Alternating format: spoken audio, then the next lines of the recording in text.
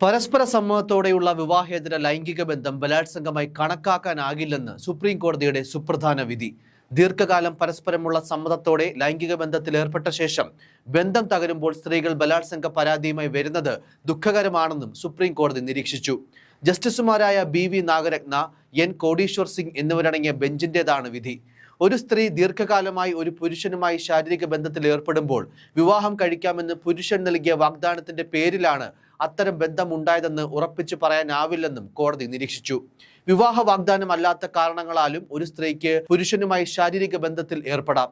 കപട വിവാഹ വാഗ്ദാനം നൽകിയാണ് ലൈംഗിക ബന്ധത്തിൽ ഏർപ്പെട്ടതെങ്കിൽ അതിൽ പരാതി നൽകേണ്ടത് ബന്ധം തകരുമ്പോൾ അല്ലെന്നും സുപ്രീം കോടതി പറഞ്ഞു.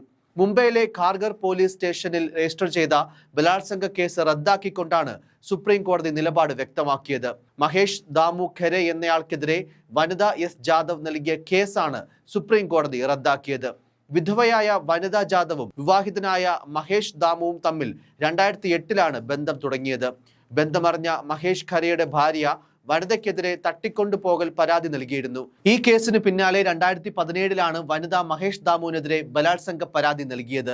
വിവാഹ വാഗ്ദാനം നൽകിയാണ് താനുമായി ഖരെ ലൈംഗിക ബന്ധത്തിൽ ഏർപ്പെട്ടതെന്നായിരുന്നു പരാതിക്കാരിയായ വനിതയുടെ പരാതി.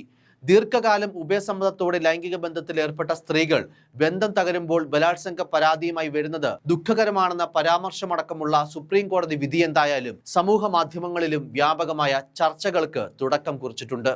News desk, focus news TV.